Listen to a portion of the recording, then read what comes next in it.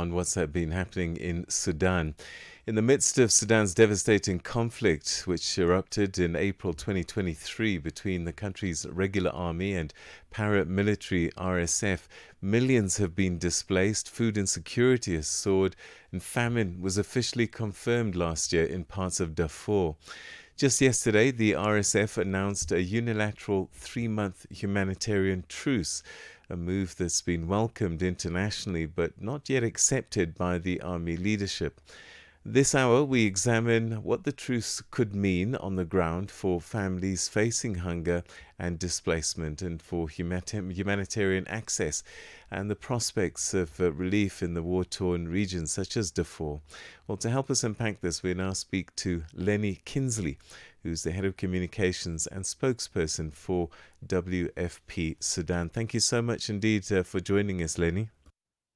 Thank you for having me. So maybe you can start by describing what the humanitarian situation in Sudan is right now, particularly in the troubled Darfur region and other hard-hit areas. Yeah, so Sudan is currently the largest humanitarian crisis in the world, and around 20 million people, over 20 million people, are facing acute hunger. And two areas have been confirmed in famine. One is El Fasher, the capital of North Darfur, and another city, Kadugli, in South Kordofan in South Central Sudan. And especially now, what we're seeing in Darfur, and especially in El Fasher, people are fleeing the city or have been fleeing the city over the last 6 months, but especially in the last month since horrific violence unfolded there at the end of October. And, they're trekking on foot with little or nothing, arriving in nearby towns or cities such as Tawila with literally nothing and having endured being trapped by conflict in the city. And so we are ramping up assistance for those people who are fleeing, but we also need access to be able to assist people who are still in the city, and as well as to Kadugli, the other city, which is now confirmed in famine. So that's the situation as it currently is on ground.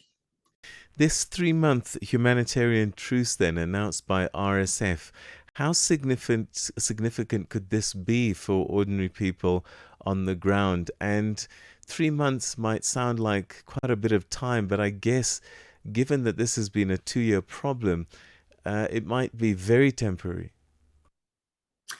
So we really need, a humanitarian truce, a pause in the fighting. What we really need is sustained access, and especially to those two cities that I mentioned. Across Sudan, famine had been confirmed in 10 areas last year, and we've been able to reverse those famine conditions in 9 out of the 10 areas. Now we're still looking at those two cities, and those are two cities that we haven't been able to access regularly. So what an end in the fighting or a lull in the fighting would mean is that we can get a constant flow of aid into these areas that are hardest hit, really ramp up assistance there, because that's what's required to reverse those famine conditions, as we have in other parts and other areas. And so we would hope that that translates into realities on the ground. But for now, we continue to call for access to these areas.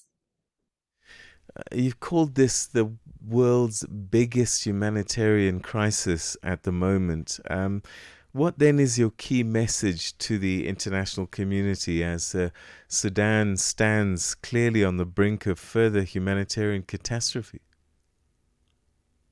I think the main message is that this humanitarian crisis is man-made, it's driven by conflict, and there are ways to step up and end this conflict. We need concerted diplomatic efforts by the international community.